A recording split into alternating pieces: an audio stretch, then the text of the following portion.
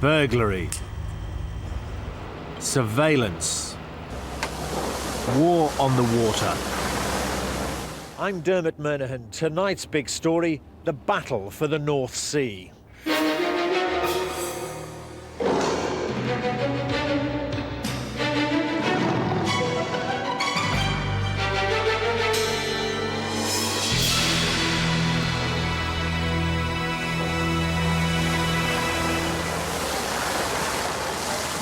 Good evening from Teesside. Tonight we report on a secret war being fought all around Europe.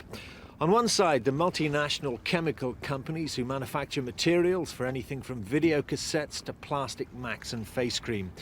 On the other side, a small band of warriors from the environmental organisation Greenpeace. Their aim is to catch the companies in the act of pouring poisonous chemicals into estuaries like these and then into the North Sea.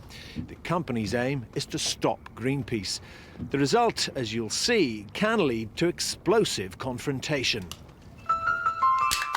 Camera wide. Dover. 2 long lenses. Face masks and protective goggles. A photographer and a scientist from Greenpeace pack equipment for breaking into chemical plants all over Europe. Gloves. Photographer Alan Gregg is a veteran Greenpeace raider. Scientist Robin Clayton is a new boy. Their mission is to get hard evidence of what the big companies are dumping by filming them and by grabbing samples. My main worry is to really ensure that the samples get back in as good a condition as possible. Otherwise, the whole sampling trip is really a waste of time and a waste of money. My role is getting us in there, but also getting photographs and video footage. So I hope to get some good material out. And my biggest fear is not getting it out and getting it taken from me. They'll be taking in Europe's most powerful chemical companies. Their guiding beacon, hazard signs all over the continent. Targets range from ICI in Britain to Shell in Holland, Hoechst in Germany, and the other big boys.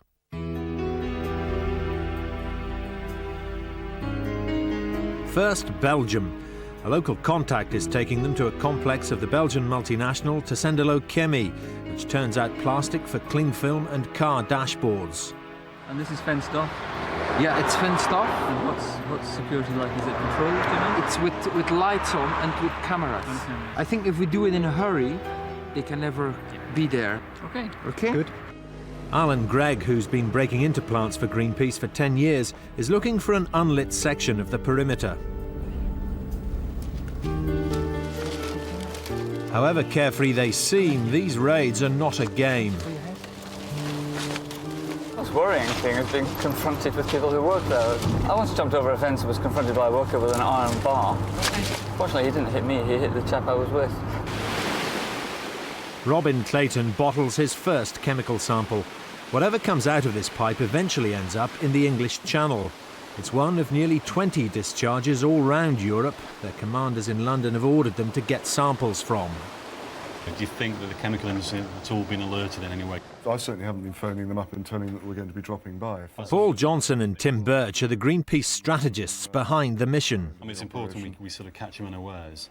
Otherwise it could... Greenpeace's actions infuriate the chemical industry, who accuse them of dirty and illegal tricks. The tactics employed by Greenpeace, the breaking and entering, we have a lot of concern about.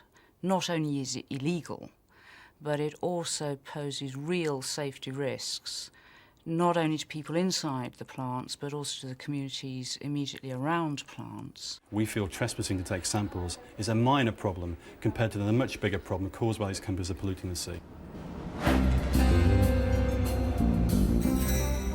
Back in Belgium, Gregg and Clayton's next visit is to the Scheldt estuary outside the port of Antwerp. The waters are notoriously polluted. But there's no visible connection between the state of the estuary and the well-kept chemical complexes on the shore. You go around the front and there's a very high-tech big security gate and big fences and everything, but it's a totally different story if you take the trouble to find the footpaths around the back. The contrast between the glossy reports that these companies put out and the realities, if you take the trouble to find out, is quite shocking. They locate a spot where chemicals gush out into the estuary. The discharge is from the German firm that makes a quarter of Europe's videotapes, BASF. Well, many of the effluents are evaporating as soon as they discharge into the river or the stream. And so actually getting down to take the sample is somewhat hazardous. If it's too strong, the smell takes your breath away. The team spends the rest of the morning bottling evidence from other chemical plants in the Scheldt estuary. Later, a moment for reflection on a chemical raider's most effective tactics. I think when I first started doing this work, you used to sort of spend an awful lot of time hanging around perimeter fences and watching what's going on, but it's actually a lot more constructive and a lot quicker just to get inside them and get what you need and get out again as quickly as possible. The worst thing to do is hang around for a lot of time, looking out of place, looking suspicious.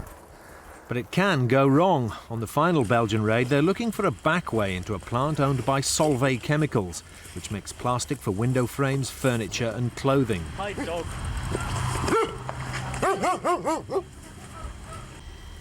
They find a lagoon of waste and get down to work.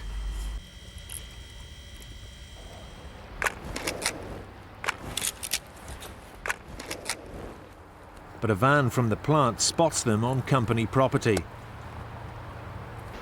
It's time to leave.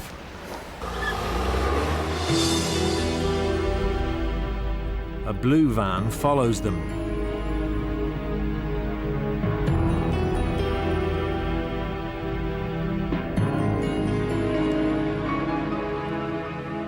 They're not doing anything remotely wrong here, so they're just basically gathering evidence about what we do in the same way that we gather evidence about what they do. We called the police and were asking us to wait for the police to arrive. They have no power to make us wait anyway, so we'll carry on. But they don't get far. They run into an ambush of company vehicles. The man from Solvay appears. I'd just like to ask you what you have done on our landfill. You were in the landfill, or people have seen you, and you take some samples. And I would like to get back these samples. Greenpeace gets away.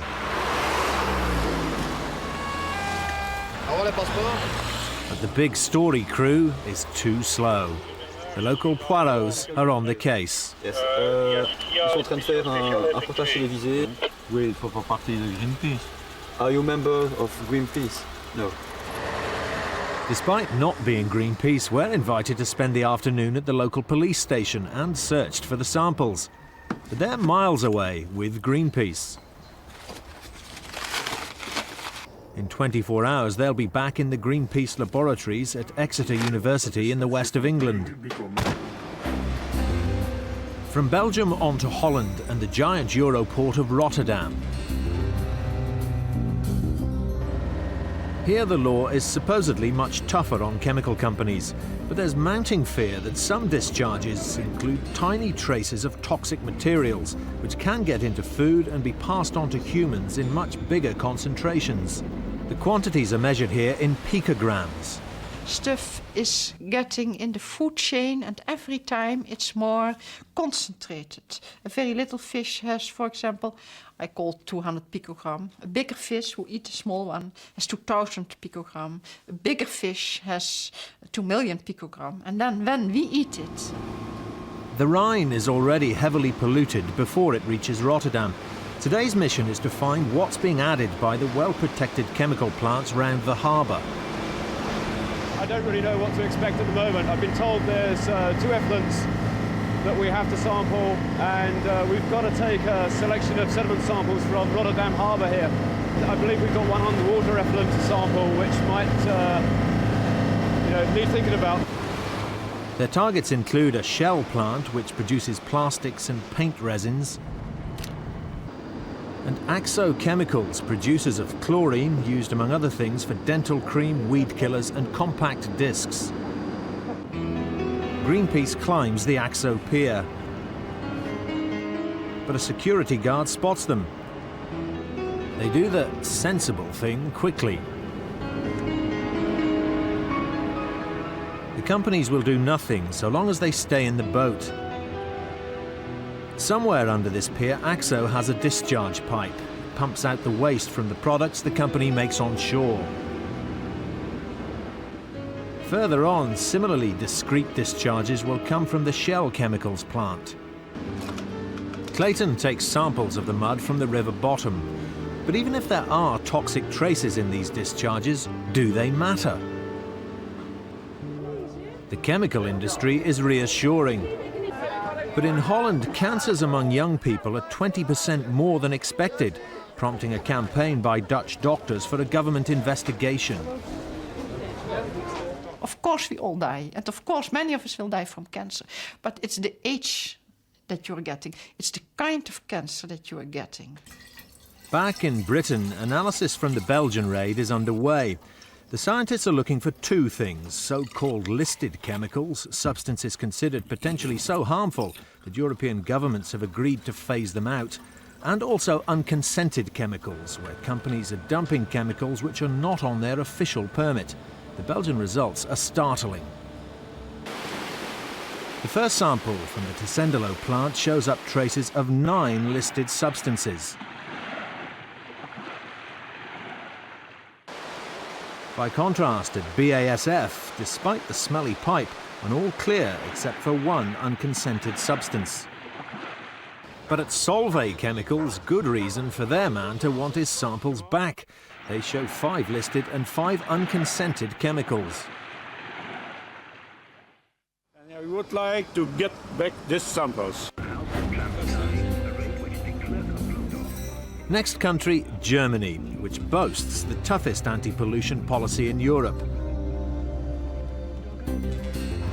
But one famous German company that's had a series of pollution problems this year is the giant Hoechst Corporation. Its Cologne plant turns out polypropylene for Tupperware, and it's a Greenpeace target. They found a polluted culvert and are tracking it back to the plant. We've just sampled the discharge from these lagoons. Now the river disappears round about here and reappears here. There's no other way in.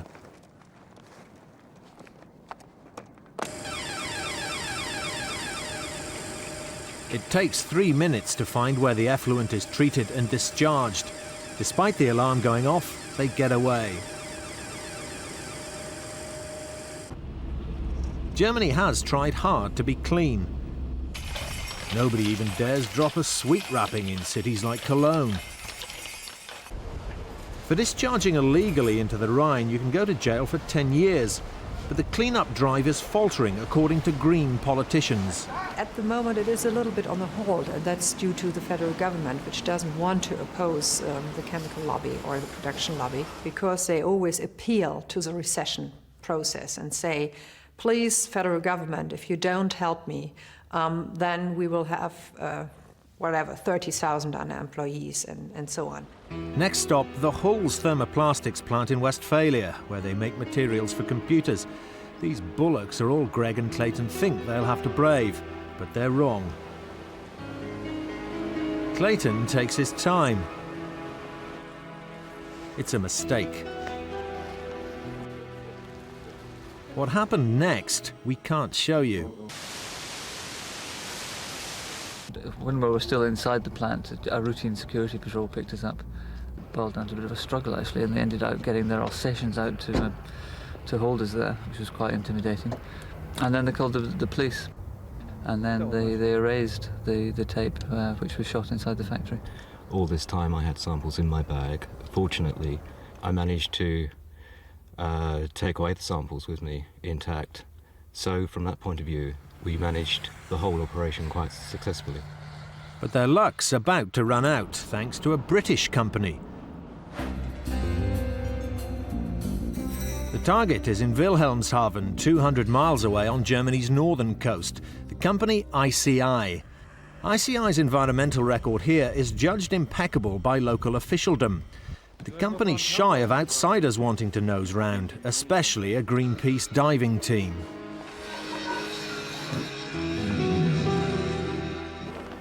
They're watched from the start. The divers plan to reach an ICI underwater pipe. The company has some surprises in store. They've called in the police. The battle for the sea is about to begin.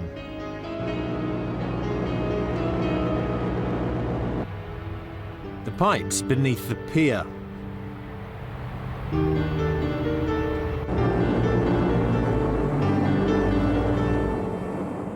The police try to fend them off.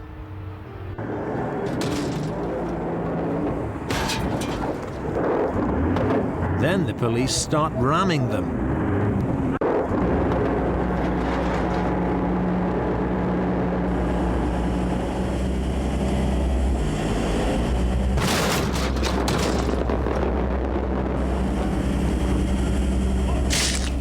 And ICI chip in with water cannon.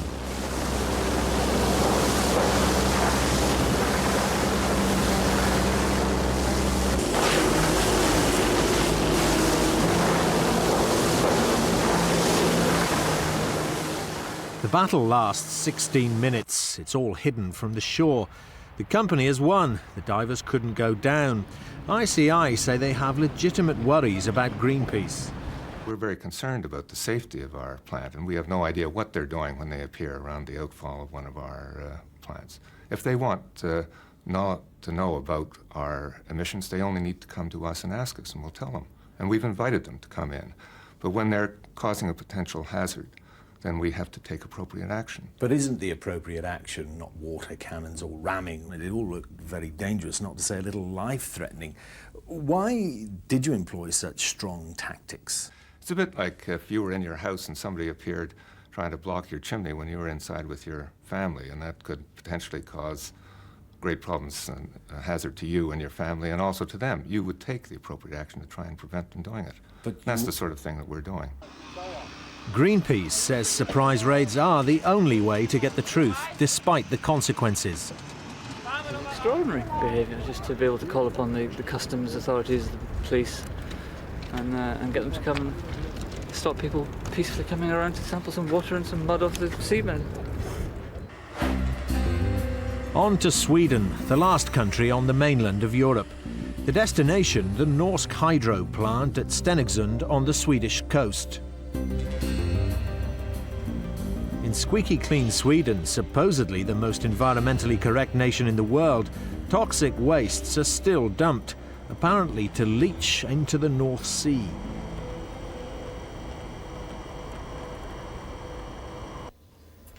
Results for the rest of Europe are through. In Holland, 3 chemicals on the phase-out list are in the Rotterdam mud, collected near the Shell and Axo outfalls. In super clean Germany, 7 listed chemicals show up. Only one emerges absolutely clear. Ironically, it's Hulse, where film of the raid was lost to the guard dogs. And over in the most antiseptic country of the lot, Sweden, 4 listed chemicals show up in the Norsk hydro sample.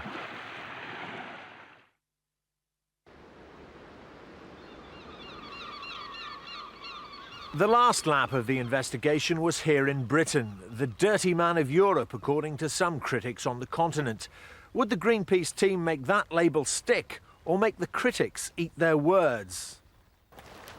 On Barry Island in South Wales, the Greenpeace raiders descend on American-owned Dow Corning. The waste is from silicons, which are used in everything from makeup to brake fluid. The analysis will show 2 listed substances. At the other end of Britain, they go down a County Durham sewer to find out what the Hydropolymers company who make plastic resins dumps there. The result, 4 unconsented chemicals. The last night call, Humberside, where Courtaulds make synthetic fibres. The plant is supposed to be well protected, but not, it seems, tonight. Constant security fails to stir as the Greenpeace men grab what they want and get out. 7 unconsented chemicals will turn up in the sample. None of the chemical companies accept the Greenpeace findings. Their reactions range from outraged denial that they discharge such chemicals to insistence that they're in tiny concentrations and no threat. Many of our companies have actually invited Greenpeace to come in through the front door and air their concerns, and yet Greenpeace seem to prefer to take these illegal actions which are simply not justified. But the chemical companies' words speak louder than their actions. Increasing concern has led the European Commission to propose a directive forcing companies to own up to exactly what they discharge. Now, this already happens in America, but a European Parliament report to be published in March says this has been so watered down as to have been effectively killed off, and company pressure is being blamed. ICI claim they already publish a full list of discharged chemicals. But Greenpeace and Alan Gregg are at constant war with them. Injunctions ban Gregg and any other Greenpeace personnel from landing on their Teesside property. Security vans watch to ensure they don't. But Gregg's determined to get samples.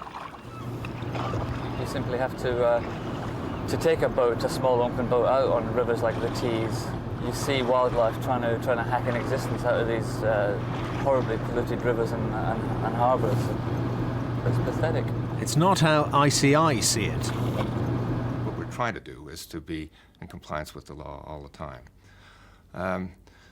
Secondly, I mean, we are committed to improving our performance all the time. That is our environmental policy. We're not satisfied with where we are. We want to be better. And we've spent a lot of money. We spent £450 million or so in the last year just on environmental improvement. And we've reduced our waste by something like 50%. So I think we're making real progress. This is ICI's view of its impact on Teesside. And according to this video made for the company by the well-known naturalist David Bellamy, wildlife is flooding back. In fact, with all this life returning to Teesside, the future looks so good that plans are in the pipeline to turn these heartlands of industry into an international nature reserve. Greenpeace show you another view. ICI has permits entitling it to pump more than 2 million gallons of chemical waste into the Tees every hour. Greenpeace calls that legalised pollution and claims the authorities have only the vaguest idea of what chemicals are going out.